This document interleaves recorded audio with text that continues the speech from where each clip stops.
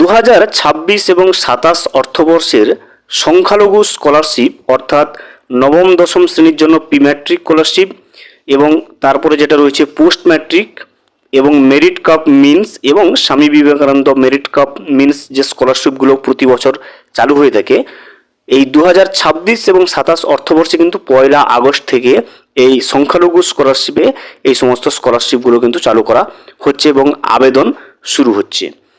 এই আবেদন আপনি কিভাবে অনলাইন করবেন, তার অনলাইনে ওয়েবসাইটে কোনো পরিবর্তন এসছে কিনা বা অনলাইন কোন ওয়েবসাইটে গিয়ে করবেন, কতদিন পর্যন্ত এই ওয়েবসাইটে সংখ্যালঘু স্কলারশিপের এই সমস্ত আবেদনগুলো চলতে থাকবে, এই আবেদনের জন্য কি কি ডকুমেন্টসগুলো প্রয়োজন হচ্ছে, এই আবেদন করার কতদিন পরে এই আবেদনগুলো অ্যাকসেপ্টেড হবে এবং উপভোক্তাদের ব্যাংকের অ্যাকাউন্টে কবে এই স্কলারশিপের টাকাগুলো ঢুকতে শুরু করবে, সে বিষয়ে আজকের এই রিপোর্টে যে তথ্যগুলো চলে এসছে সেই তথ্যগুলো কিন্তু আমরা আজকের এই ভিডিওতে এক এক করে জেনে নেওয়ার চেষ্টা করব। Welcome to my YouTube channel. ভিডিওটি দেখার জন্য অসংখ্য ধন্যবাদ। ভিডিওটি সম্পূর্ণভাবে দেখার আগে ছোট্ট একটা অনুরোধ, যদি চ্যানেলে নতুন হয়ে থাকেন অবশ্যই চ্যানেলটা সাবস্ক্রাইব করে রাখবেন এবং নোটিফিকেশনটা অন করে রাখবেন এই ধরনের সমস্ত আপডেট কিন্তু সবার আগে পাওয়ার জন্য। চলুন আজকের ভিডিওটি আমরা বিস্তারিতভাবে দেখে নিই। সংখ্যালঘু স্কলারশিপ 1 আগস্ট থেকে আবেদন শুরু।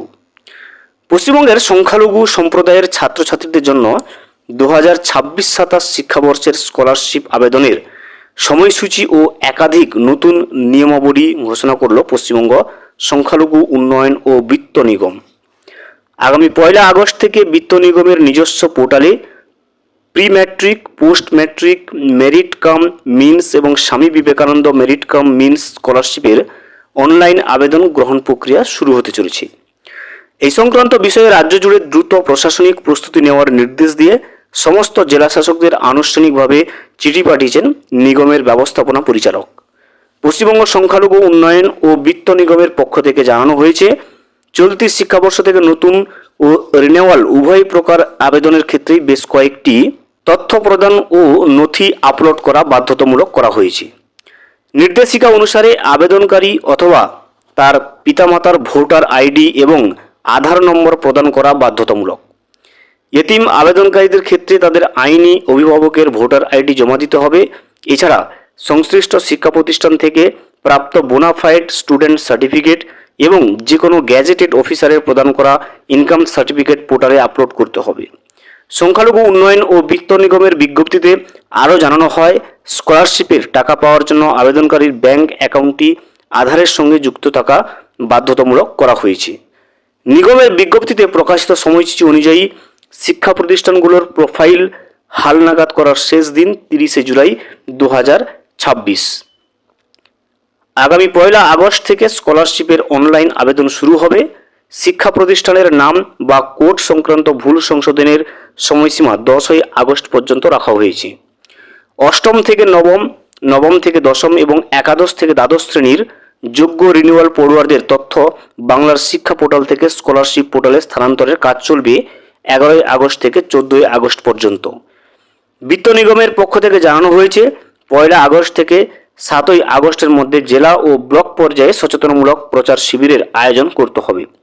এর দ্বারা প্রতিটা জেলায় ছাত্রছাত্রীরা সংখ্যালঘু বৃত্তির বিষয়টি জানতে পারবে। স্কলারশিপ আবেদনের বিভিন্ন শ্রেণীর জন্য আলাদা আলাদা সময়সীমা ধার্য করা হয়েছে।